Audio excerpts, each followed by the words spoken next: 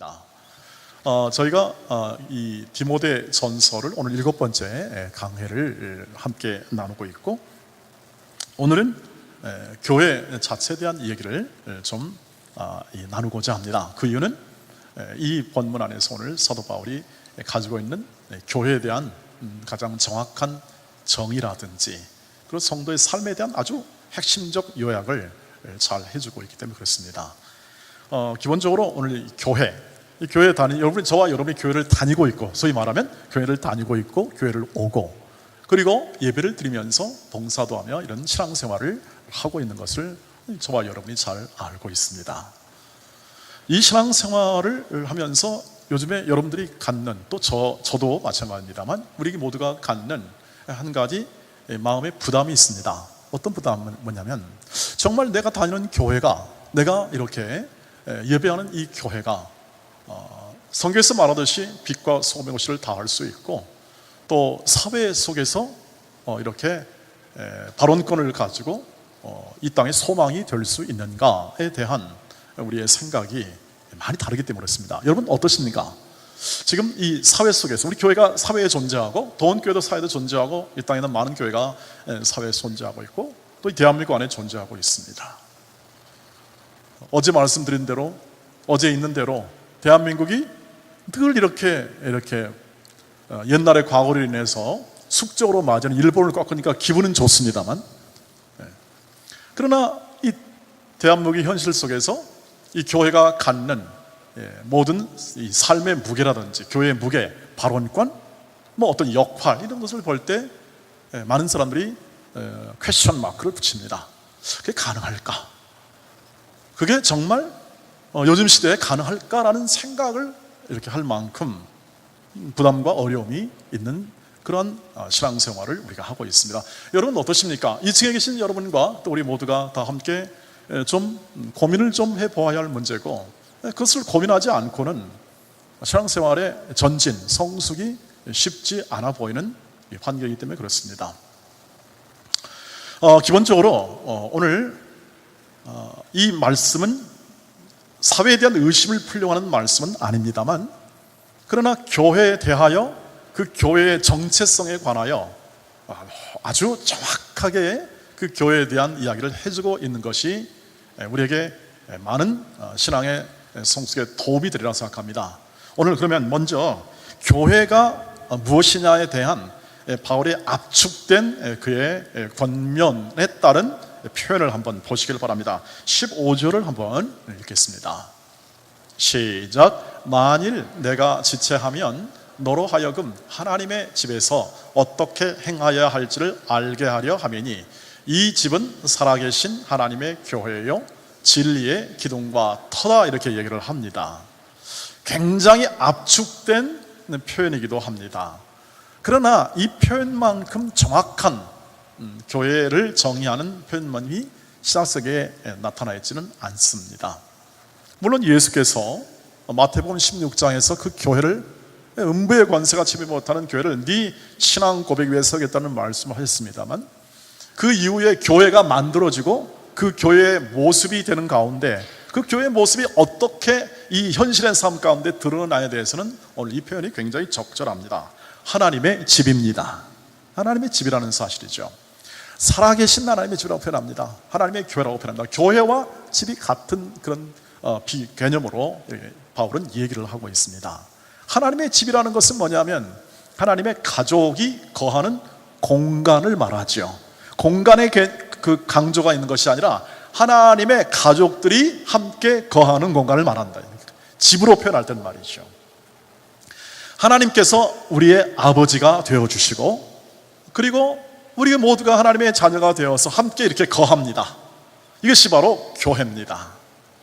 어떻습니까? 여기에 무슨 감흥이 있으십니까? 좀 이렇게 느낌이 오십니까? 그런 하나님께서 만드신 이 전체 이 대가족의 교회라는 그런 말을 듣고 하나님의 집을 들으면 우리 마음 가운데 이게 별로 다가오는 것이 없을 줄 압니다. 혹은 있는 분도 계실 것이고. 그러나 좀 더 깊이 들어가 보십시오. 그 가족이라는 개념과 하나님의 집이라는 것이 이 땅 속에 만들어졌다는 겁니다. 이 땅 속에서, 이 땅에서. 이 땅에 있는 수많은 가족과 그 가족과 비슷한 기능을 하는 것이 참 많이 있지요. 여러분이 다니는 회사에서도 이렇게 말하죠. 우리는 한 가족입니다. 속지 마시기를 바랍니다. 속지 마세요. 회사는 절대 가족을 붙일 수 있는 기관이 아닙니다.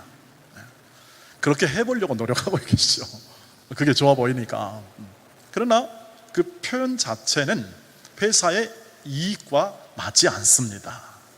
이익이 최우선인 회사에서 어떻게 가족의 얘기를 할 수 있겠습니까? 그러나 세상에 모순이 많기 때문에 그냥 우리는 이해하고 넘어갑니다. 가족은 그것이 아니죠. 가족은 사랑과 인내로 자녀들이 양육이 되고 성장이 되고 결혼하고 시집가고 장가가요. 또 다른 가족을 이루어 가문을 이루는, 사람이 성숙해져 가고 성장해져 가고, 그것을 통하여 그 가족의 보람됨과 그 가족의 존재의 의미가 이루어져 온 가족이 기뻐하고 아버지 부모를 중심으로 하여 그 가족의 행복을 추구하는 것이 바로 이 가족의 어떤 개념 아니겠습니까? 하나님의 집도 마찬가지입니다. 하나님께서 우리의 아버지가 되신다 했습니다. 불만 없으시죠? 하나님 아버지에 불만 없으시죠? 무슨 우리가 어떻게 황송해서 하나님을 모시는데, 여러분 생각해 보시기 바랍니다. 하나님이 아버지가 되신답니다. 그러면 되지요. 어떻습니까? 여러분, 문재인 대통령이 우리 젊은 분, 여러분의 아버지시면 괜찮겠습니까? 아니, 저는 인간적으로 괜찮다고 생각합니다. 한 나라의 대통령 자녀면 괜찮은 정도의 신분 아니겠나, 그런 생각을 가지게 되는데요. 바꿔 생각해 보면 하나님께서 잘 드러나 보이지는 않지만 이 한 가족이나 이 교회라는 한 가족의 아버지가 되어 주셔서 내가 너희를 양육하고 보호하고 인도하고, 그리고 이 가족 속에서 너희를 새롭게 하여 하나님의 가족됨에 이 합당한 자질과 성품과 그리고 삶의 내용을 공급하여 너희를 반드시 하나님의 자녀로 세워낼 것이다. 이런 하나님의 결기, 하나님의 약속, 이런 부분이 임하는 것이 바로 하나님의 집의 개념이라고 하는 것이죠.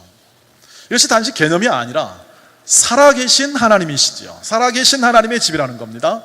하나님이 이런 결기를 가지고 멀리 계시는 분이 아니라 저와 여러분의 삶에 개입하시고, 우리가 살아가는 이 대한민국의 역사 속에 개입하시고, 여러분이 직장 생활하는 그 직장 속에서 개입하셔서 그 일들을 이루어 나가시는 하나님이시라는 사실, 바로 살아계신 하나님을 말합니다.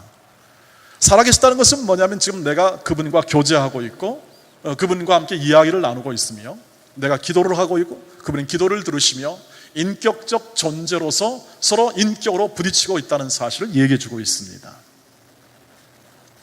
이 하나님이 여러분 마음 안에 들어오십니까? 이것이 교회라는, 눈에 보이는 이 교회라는 이곳에서 하나님이 동일하게 한 사람 한 사람을 향한 목적과 생각을 가지시고 전체 가족 삼으셔서 우리를 이끌고 계십니다.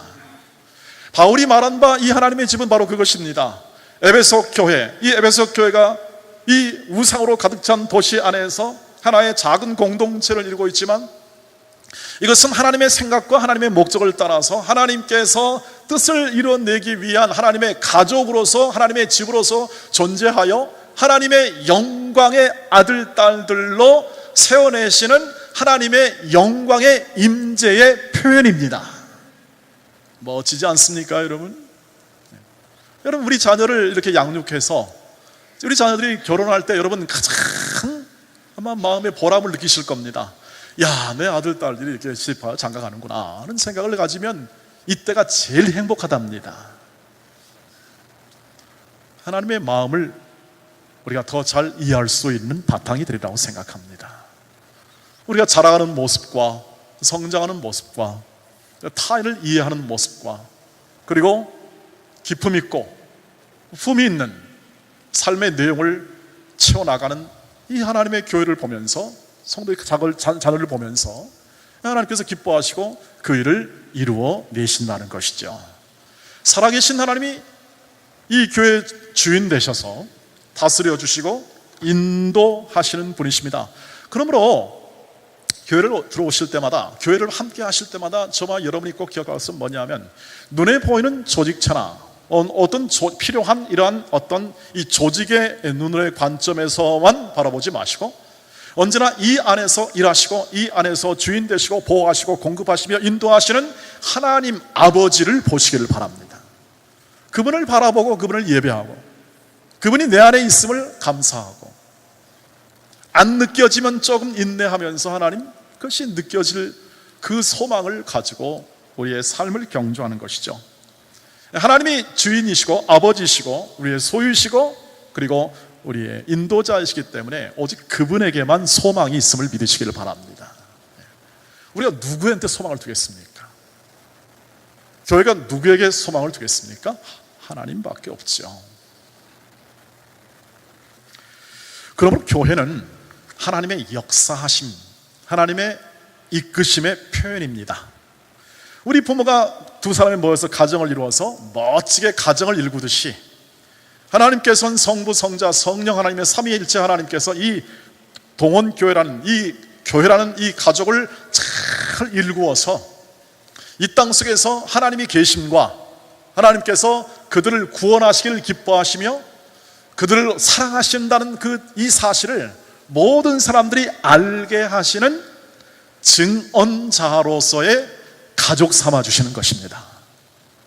그 가족 때문에 소중한 우리의 표현은 무엇입니까? 예배입니다. 예배. 가족 때문에 소중한 표현은 예배죠. 다 함께 모여서 우리가 한 가족입니다. 교회 들어오실 때마다 예배 들어오실 때마다 주여 우리가 한 가족임을 감사합니다. 그리고 우리는 하나님 안에 있고 하나님의 인도와 보호 아래 있는 하나님의 자녀요 백성이며 하나님의 온 살아있는 교회입니다 하는 신앙 고백이 매주일마다 있기를 주의 이름으로 축복합니다. 살아계신 하나님이 다스리고 인도하는 하나님의 백성, 살아있는 하나님의 자녀들, 이것이 바로 교회라는 거죠. 그 다음에 바울이 또 하나 우리에게 가르쳐주는 건 뭐냐면 진리의 기둥과 터라는 사실을 가르쳐 줍니다. 진리의 기둥과 터라는 것은 우리가 딱 듣기는 정말 멋있는 말처럼 보입니다. 그러나 이것은 굉장히 어려운 말이죠. 왜냐하면 많은 사람들이 진리를 찾고자 노력합니다. 이 땅에 있는 철학자들이 도대체 진리가 뭐냐, 인간의 인생의 의미가 뭐냐, 우리가 살아가는 모든 삶에 있는 이 모든 의미가 뭐냐에 대해서 고민을 많이 합니다. 철학은 과학을 넘어서는 거죠. 과학은 사실을 추구하지만, 객관적 사실을 추구하지만, 철학은 그 사실 안에 담긴, 사실과 사실 연결된 안에 있는 그러한 의미를 묻습니다. 과학은 의미는 없습니다. 의미를 묻기 때문에 이 철학자들은 고민합니다. 도대체 내 인생의 의미가 뭐고 우리의 행복의 의미가 무엇이고 그리고 우리 안에 있는 정말 우리가 보람되게 찾아야 할 게 뭐냐, 그게 바로 진리입니다. 진리. 사람들이 공부하는 이유는 진리를 찾기 위함입니다. 근데 요즘은 돈벌이로 공부가 전락이 됐지만 세상은 그렇죠. 세상은 늘 자신의 이 돈에 관한 그리고 또 자신의 이 탐욕에 관한 본성이 있기 때문에 그것을 추구하기 위해서 이제 그것을 모든 것을 그렇게 경제에 집중시키고 있지요. 그런 현상 속에서도 그래도 뭘 얘기합니까? 요즘에 대학 철학자들이 기초 인문 교양이 필요합니다라고 얘기를 하죠. 진리를 추구한다는 뜻입니다. 올바름이 뭐고 삶이 뭐고 그리고 내 인생 가운데 있는 가족이 뭐고 국가는 뭐고 이런 것을 표현하죠. 진리는 참과 바름, 의, 우리가 추구할 수 있는 가장 옳은 것을 추구합니다. 근데 그것을 발견을 지금까지 한 사람이 없습니다. 그래서 문제가 됩니다. 그래서 아직 할 일이 많이 있습니다. 그런데 이렇게 말합니다. 교회가 진리의 기둥과 터다. 교회가 진리를 떠받추는, 지탱해주는, 진리를 지탱해주는 기둥과 터이다라고 말을 합니다. 이 말씀을 들었을 때 이 에베소 교인들의 마음 가운데 어떤 마음이 들었을까? 아마 이런 생각을 할 수 있습니다. 그 당시 에베소에는 아데미 신전이라는 큰 신전이 있었습니다. 아데미 신전은 지금의 터키 지방에 있는 그 모든 소아시아 지역에서 가장 큰 신전이었고 모든 그들의 문화와 종교의 중심지였습니다. 풍요의 여신 아데미가 그들을 먹여 살리고 그들을 풍요롭게 인생을 풍요롭게 하리라는 그러한 믿음으로 그 신을 섬겼습니다. 에베소 교회 교인들도 마찬가지였습니다. 그러다가 예수를 알게 됩니다. 근데 그 신전이 뭐냐면 이 둥근 큰 기둥이 있고 높이는 한 18m가 넘는 그런 기둥이 있습니다. 우리 교회가 이게 고가 한 7m 정도 됩니까? 정확하게 모르겠습니다만 한 7, 8m 되는데 그보다 한 3배 정도 높은 그 높이의 기둥이 127개가 박혀 있습니다. 생각해 보시기 바랍니다. 우리 교회가 기둥이 하나, 둘, 셋, 넷, 다섯, 한 6, 7개밖에 안 됩니다. 이거보다 127개니까 어마어마한 기둥수가 많이 있고, 그러한 이 터와 기둥들이 아데미 신전을 이렇게 쫙 덮고 있습니다. 그들은 진리를 아데미 신전으로부터 찾습니다. 그런데 바울은 그것을 마음에 두고 성도들에게 이렇게 말합니다. 교회가 진리의 기둥과 터이다. 그 진리가 무엇입니까? 예수 그리스도이십니다. 예수 그리스도가 진리이십니다. 요한복음 14장 6절 보시기 바랍니다. 요한복음 14장 6절 말씀. 시작. 예수께서 이르시되 내가 곧 길이요 진리요 생명이니 나로 말미암지 않고는 아버지께로 올 자가 없다고 말을 합니다. 예수 그리스도가 진리이시며 진리를 또 받추는 이 기둥과 이 터라고 말하는 표현되는 이것들은 교회를 말하는데, 교회가 진리를 어떻게 합니까? 또 바치고 있습니다. 여러분, 이 말씀을 들으면 이 말씀이 그게 가능한가? 혹은 또는 잘 이해가 안 된다, 이렇게 표현할 수도 있습니다. 진리를 떠받치다는 것은 지탱하고 있다는 겁니다. 그런데 지탱하고 있다는 것은 뗄래야 뗄 수 없는 관계죠. 쉽게 표현합니다. 진리를 품어 가지고 있습니다. 진리를 품어 가지고 있습니다. 진리와 연결되어 그 진리의 지붕 아래, 그늘 아래에 있습니다. 교회는 진리의 그늘 아래에 있습니다. 그것을 품어 있습니다.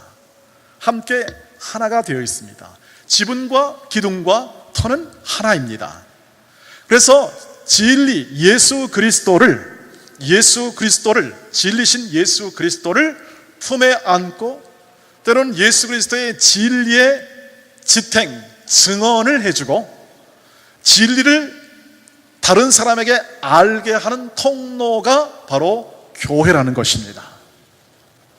이 진리를 통하여, 이 교회를 통하여 이 진리를 알게 되고, 이 진리 속에서 또 회복을 하고 그리스도를 알아가고 복된 소식을 알아가며 이 진리 속에서 그들의 인생과 모든 삶의 목적하신 하나님의 계획과 은혜를 그들 가운데 누리게 하시는 것입니다. 문제는 그 교회를 이루는 모든 사람들이 진리를 알만한 그러한 능력과 힘이 없습니다. 여기에 딜레마입니다. 우리의 본성은 진리를 추구는 하나, 갈망은 있으나 그것을 파악하고 그것을 알아내는 능력이 없습니다. 그것은 인간의 역사가 증명을 해주고 있습니다. 인간의 역사는 진리를 파악하고자 노력했지만 그것을 다 파악을 못합니다. 다 파악했다면 우리나라 대학 철학과는 다 없어져야 되죠.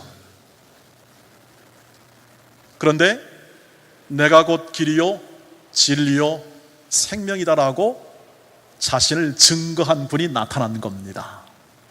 예수 그리스도이십니다. 그분에 대한 믿음은, 우리가 그분을 믿고 있으면, 우리가 그분을 사랑한다 하고 따라간다 하는 그런 믿음의 이 근거는 뭐냐 하면 여기서 떠날 수가 없습니다. 예수 그리스도가 진리라고 믿냐 아니면 아니냐 하는 문제입니다. 저와 여러분이 갖는 질문과 의심과 그 모든 낙심과 실망의 근거는 이것입니다. 진리이신 예수 그리스도, 그분에 대한 신뢰, 그리고 그분이 하신 일에 대한 우리의 믿음의 여부에 지금 달려있는 것입니다. 사람들이 할 수 없기 때문에 누굴 보내십니까? 성령을 주십니다. 교회에게 성령을 하나님 주십니다. 기둥으로 삼고 터로 삼아야 되는데 그게 안 되니까 성령께서 그 기둥과 터 역할을 감당할 수 있도록 성령을 주심으로 말미암아 그 성령께서 은혜를 주십니다. 믿음을 주십니다. 능력을 주십니다. 지혜를 주십니다. 이것이 진실입니다.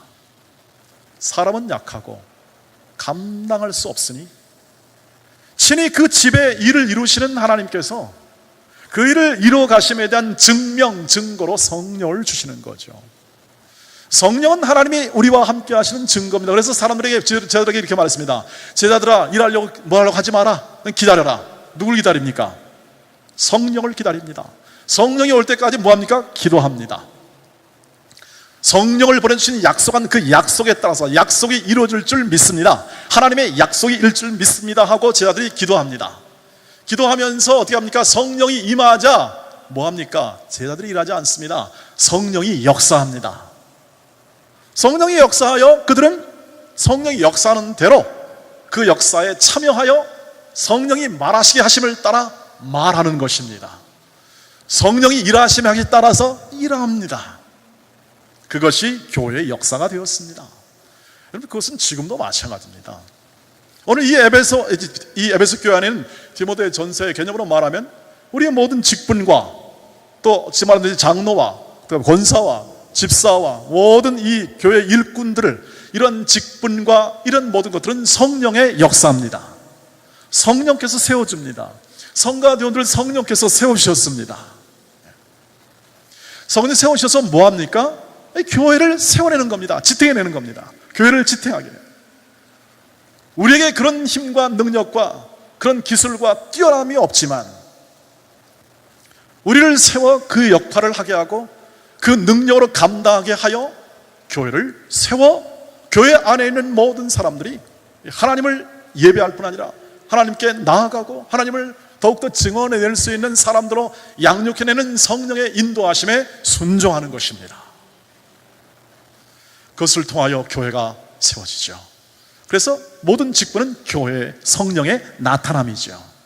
나타나서 우리를 이끌입니다. 여러분, 그래서 우리가 갖는 이 교회 안에서 기둥과 토로스의 역할을 우리의 힘과 능력이 아니라 성령께서 하시기 때문에 우리는 성령의 말하게 하심과 인도와 그리고 이끄심에 우리는 순종합니다. 우리의 믿음도 마찬가지죠. 저와 여러분이 예수를 믿습니다. 여러분 믿으십니까? 믿습니다. 아멘 하라고 말할 수 있는 근본적 우리의 마음을 열어 확신케 하시는 분이 바로 성령 하나님이십니다.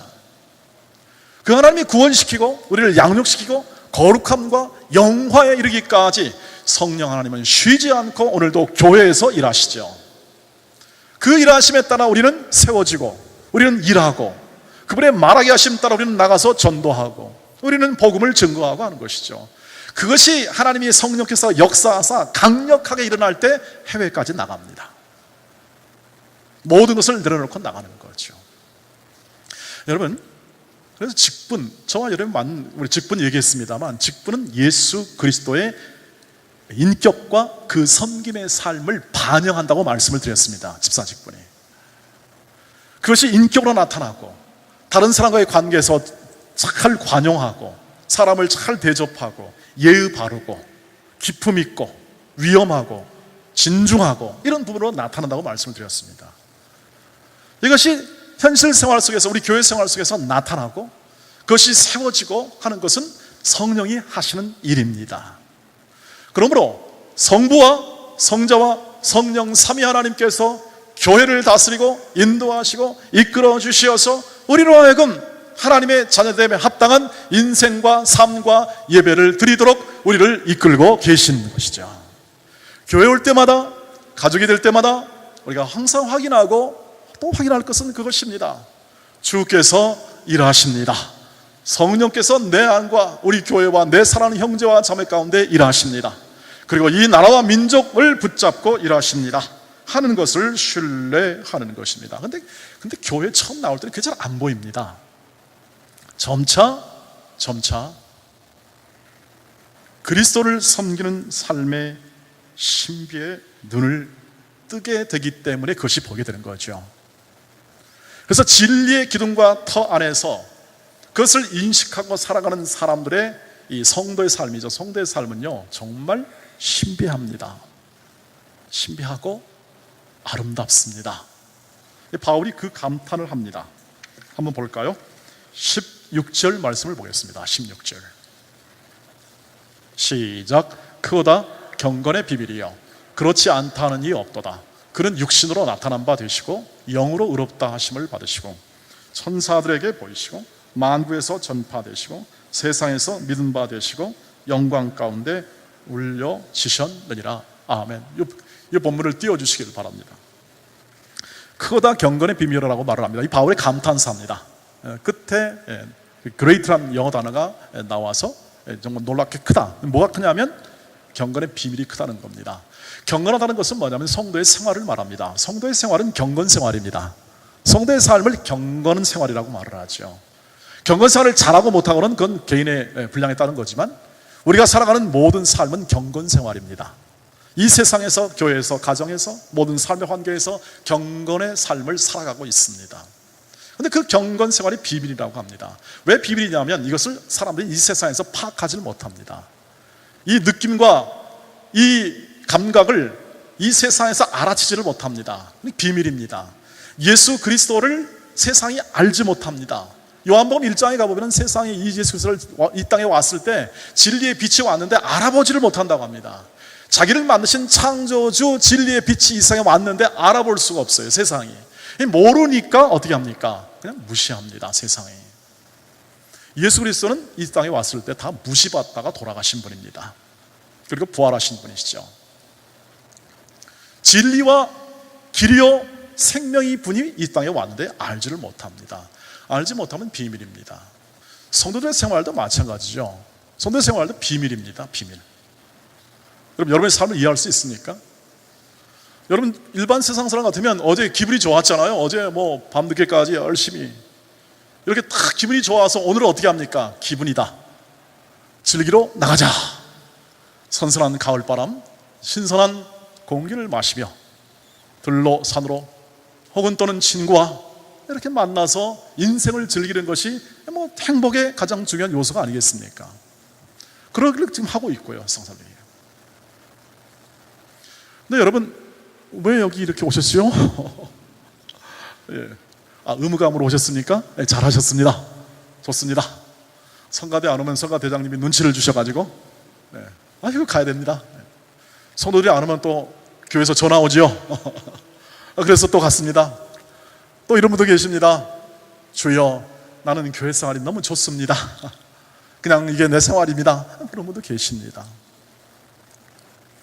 그러나 공통적으로 여기 오신 분들의 공통점이 하나 있습니다. 여기 안 오면 뭔가 좀 이상하다. 뭔가 좀 이상하다. 밥을 먹었는데 디저트를 안 먹은 것 같고 뭔 좀 이상한 마음이 듭니다. 옆에 친구나 혹은 또 가족이나 내가 여기 교회를 안 가면 뭐 가족 관계도 좀 이상할 것 같습니다. 그것이 우리의 삶이었고 우리의 생활이었고 우리의 지금까지 행해왔던 그냥 일상의 삶이었습니다. 그런데 이상하더란 말입니다. 그게 뭐냐면 하나님께서 교회로 묶어주셨기 때문에 그렇습니다. 하나님이 묶어줘요. 가족으로 했기 때문에 가족은. 하나님의 가족이기 때문에 그 마음 안에 그런 마음이 듭니다. 교회 안 가면 뭔가 좀 이상해요. 만나보신 친구가 있었는데 그 친구를 좀 꼭 못 본 느낌. 그런 것들이 다 뭐냐면 하나님께서 지금까지 교회라는 이 하나님의 가족으로서 묶어주시고 인도하심에 대한 삶의 느낌입니다. 그거 대단히 중요합니다. 그 마음으로 왔잖아요. 이 온 것 자체나 우리가 함께 드리는 이 예배, 이 자리 속에서 이것은 세상이 절대 알지 못하는 우리의 삶의 핵심입니다. 더 알아갑니다. 처음에 왔을 때는 잘 몰랐지만 더 알아가는 거죠. 하나님을 더 알아갑니다. 처음에 왔을 때는, 들어왔을 때는 이게 교회가 사람과 같은 똑같은 사람이 사는 곳이고 그리고 어떤 분야에서는 교회는 너무 아마추어적이다, 이렇게 세밀하거나 견고하거나 전문적이거나 이런 부분이 아니라 이렇게 굉장히 아마추어로 이렇게 살아가는 것처럼 보입니다. 이런 것이 무슨 이렇게 있나? 어떤 소망을 둘 수 있거나 무슨 사회에 대한 그전에는 사회를 인도했다지만 교회가 비슷하네, 아니 사회보다 못한 게 많네, 이렇게 생각할 수 있습니다. 오늘 2부 성가대가 아주 일을 하나 벌였습니다. 갑자기 남성들 6명이 서버렸습니다, 성가대. 그래가지고 할렐루야 하고 영광 합니다. 2부 성가대가 그분들이 음악적 수준은 죄송합니다, 저는 판단이 안 섭니다. 무슨 뜻인지 아시죠? 음악적 수는 별로 높지 않습니다. 그러니까 예를 들면 음악을 전공하거나 음악을 좋아하는 사람들을, 또는 실력 있는 사람들이 와서 보면 교회가 음악적으로 좀 좋다는데 별거 없네 라고 생각할 수 있습니다. 근데 매주마다, 오늘도 마찬가지지만 왜 이렇게 은혜가 되는지, 마음에 감동이 있는지, 이걸 어떻게 알겠습니까? 와봐야 알지요. 느껴봐야 알지요. 그 맛, 다시 말하면 예배하고 하나님을 경배하고 하나님을 찬양했을 때 흘러나오는 하나님과의 교제 가운데 영적인 혹은 정신적인 내면 세계에 흘러나오는 감사와 기쁨, 이걸 뭘로 설명하시겠습니까? 그때 우리는 뭐라 하냐면 하나님께 영광, 이렇게 표현하는 거예요. 그래서 하나님께 달리 표현할 방법이 없어요. 그것을 알아가는 겁니다. 은혜를 알아가는 것이죠. 그러니까 2부 성가대가, 하여튼 죄송합니다, 자기들끼리 너무 행복합니다. 너무 행복해요. 저는 거기다 대고 잘하고 있다 박수 주는 거죠. 왜? 행복하시니까. 묻습니다. 여러분, 강요가 아닙니다. 여러분 행복하십니까? 예배할 때? 그거 하나님이 주신 겁니다. 영안을 뜨게 된 겁니다. 눈을 뜨게 되는 겁니다. 눈을 떠 그것을 볼 수 있는 지각과 그리고 믿음을 주십니다. 여러분, 그러니까 교회 오실 때마다 조직과 어떤 체계, 시스템이 있을 수밖에 없습니다. 교회니까. 왜? 크니까. 그러나 이런 것들은 다 우리의 하나님의 자녀됨과 예수 그리스도의 사랑, 섬김, 헌신, 이것을 표현하는 것입니다. 거기에 주가 있지 않습니다. 일하는 데 주가 있지 않습니다. 우리는 하나님을 예배하고 하나님을 예배하는 가운데 있는 하나님의 연민제와 나타남과 역사하심과 말씀을 깨닫게 하심과 성령으로 충만케 하신 것에 우리의 인생의 초점을 두어야 합니다. 약한 부분, 어려운 부분, 힘든 부분들은 무엇입니까? 하나님이 지금 그것을 세워가고 있다는 증거입니다. 나를 세워가고 있고 우리 교회를 세워가고 있다는 증거입니다. 우리의 인생과 우리의 삶을 세워가고 있는 하나님의 역사심의 증거입니다. 그러니까 바울이 뭡니까? 크고다 경건의 비밀이에요. 이 놀라운 성도의 삶이 얼마나 큰 것이냐를 얘기합니다. 성도들의 삶의 부침, 실패, 아픔, 고난, 교회 안에서도 고스란히 다 있습니다. 교회 안에 있다는 얘기죠. 왜? 우리가 교회이기 때문에였습니다. 진리를 바치고 있으나, 진리를 견고하게 지탱하고 있으나 우리는 약합니다. 그래서 우리는 아픔을 겪습니다. 고통을 겪습니다. 또 내가 실력이 없음을 인해서 하나님께 회개도 하고, 주님 왜 이렇게 안 자라갑니까? 라고 마음에 한탄도 합니다. 하나님께서는 그 과정과 그 실패 안에서, 우리의 한계 안에서 일하십니다. 내 안에 있는 한계와 실패, 고통 안에서 하나님이 일하십니다. 바울은 이렇게 고백하죠. 그 비밀을. 내가 약할 때 나는 그리스도 안에서 강하다. 나는 약함을 자랑한다. 바울은 약함을 자랑합니다. 다른 왕과 모든 삶에서 쫓겨가는 일들을 계속 자기들 소개합니다. 왜 쫓김을 당합니까? 약하니까 쫓기죠. 강하면 제압하죠. 약해요. 약하는데 어떻게 합니까? 그리스도가 능력으로 임하십니다. 그래서 약한 자를 들어 어떻게 합니까? 사용하시고, 지혜 없는 자를 들어서 지혜롭게 하시고 하나님의 일을 하십니다. 우리의 능력이 아니라 하나님께서 지혜 없는 자도 사용하시고 약한 자도 사용하시고 미련한 자도 사용하셔서 하나님께서 실제로 이런 자 안에서 역사하신다 하는 것을 보여주고자 합니다. 교회의 영광되면 이것입니다. 약한 인생과 사람들을 모아서 내가 너희를 다스리고 이 온 땅을 다스리고 있다는 사실을 보여주는 겁니다. 우리에게 어마어마한 능력을 배양시키는 것이 아닙니다. 신앙과 우리 교회대의 삶은 이것입니다. 저와 여러분이 갖는 이 험악한 세상 속에서 그분이 우리의 아버지로, 그분이 우리를 자녀 삼으사 우리를 이끌어내어 이 땅 속에서 감사와 기쁨으로 살아가는 인생도 여기 있노라. 그러므로 하나님께서 목적하신 바 그 목적이, 이 인류와 역사를 향한 목적이 우리의 자그마한 이 삶과 실패와 아픔과 고통 속에서도 하나님의 역사가 이루어지심을 믿습니다 하는 고백적 삶을 살아가는 사람들로 우리를 세워주시는 겁니다. 우리는 우리의 인생과 우리의 삶을 이렇게 인도하신 하나님을 찬양할 수 있습니다. 찬양할 수 있습니다. 그리고 우리 같이 이렇게 함께 모여서 비록 작고 또 작은 이 삶을 이렇게 한 이 광진 구석이나 여러분 삶의 터전에서 이어가지만 결코 그것이 작지 않으면 그 삶을 붙잡고 계시는 하나님이 크신 하나님이기 때문에, 크신 하나님이 나를 인도하심을 따라 내 인생을 주장하신다면 나는 넉넉히 그 내 인생에 부여된 삶을 감당할 수 있겠나이다. 이것이 우리의 고백이죠. 그리고 우리를 인도하신 하나님의 찬송입니다.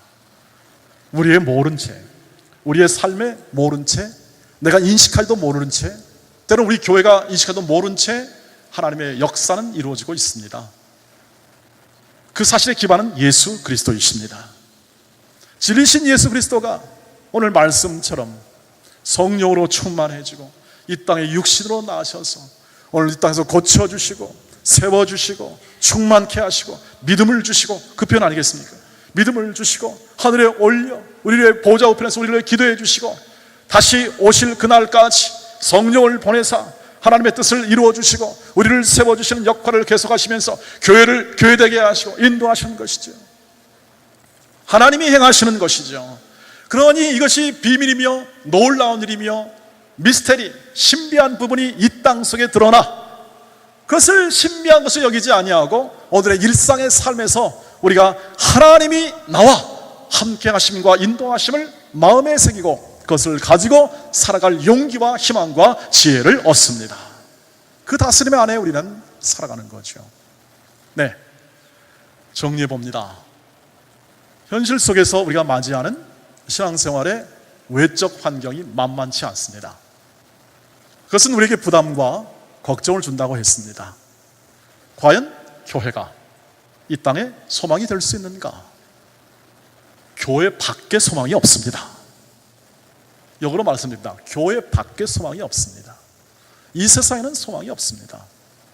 진리를 알 만한 지식과 이 땅을 구원할 만한 능력이 이 세상에는 없기 때문이고, 이것은 역사와 우리의 인간의 현실과 실존적 삶에서 그대로 표현되고 있는 것을 저와 여러분이 아실 것입니다.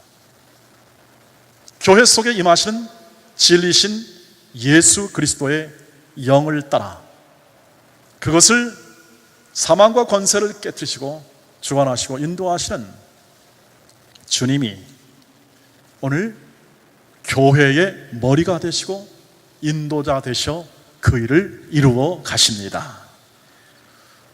저와 여러분이 말하는 이 교회를 이루기 위하여, 교회 생활을 하기 위하여 헌신하고 열심히 일하고 하는 모든 헌신과 열심과 모든 하는 일을 통하여 우리는 다 성공하는 것이 아닙니다. 실패도 합니다. 때로는 지탄도 받습니다. 세상은 모르기 때문에 지탄하기도 하고 단순한 한 가지 사실 때문에 지탄하기도 합니다. 우리는 그것을 받습니다. 그래서 항변하지 않습니다. 우리 교회는 그것을 무력으로나 혹은 힘으로 저항하지 않습니다. 왜? 예수 그리스도가 교회의 주인 되시기 때문에 그렇습니다. 그분이 다스리십니다. 중요한 것은 지금 한국 교회를, 우리 교회를, 한국 교회를 하나님이 순결하게 하십니다. 정결하게 하십니다. 세상이라는 회초리나 막대기를 통하여 우리를 징계하시거나 혹은 때는 새롭게 하셔서 하나님의 뜻을 이루어 가실 것입니다.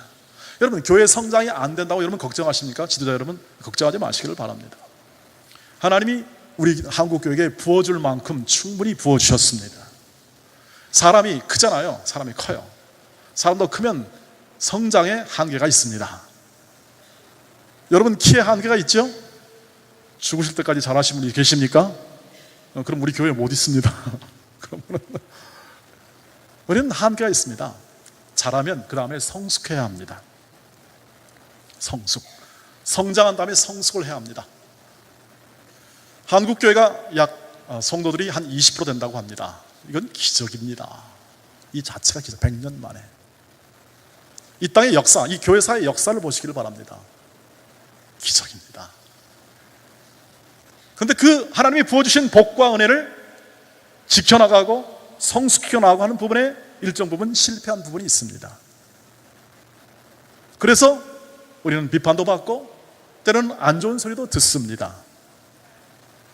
제가 하나님의 인도와 마음을 따라 이렇게 말씀드릴 수 있는 것은 뭐냐면, 그것 때문에 기죽거나 그것 때문에 마음에 위축하지 마시기를 바랍니다. 하나님을 바라보십시오. 예수 그리스도의 십자가를 바라보시면서 나가시기를 바랍니다. 우리는 하나님의 손 안에 있고, 하나님은 우리의 실패를 가지고 그것을 넘어 하나님의 뜻을 성취하시는 분입니다. 세상이 아무리 지혜롭고 아무리 똑똑해도 하나님의 지혜를 넘어설 수 없고 예수 그리스도 십자가의 지혜를 넘을 수가 없습니다. 거기에 우리 마음을 쏟으시기를 바랍니다. 그리고 그것을 통하여 교회를 이루시기를 바랍니다. 교회 신앙생활 하시기를 바랍니다. 그것이 저와 여러분 가운데 있는 하나님의 인도와 능력에 대한 인식과 자각이 되어야 하고, 오늘도 이 시간도 다스리며 인도하는 우리의 신앙 고백이 되어야 할 줄 믿습니다. 사랑하는 우리 동네 가족 여러분, 여러분의 삶과 또 여러분의 나오는 이 예배가 얼마나 신비로운지요.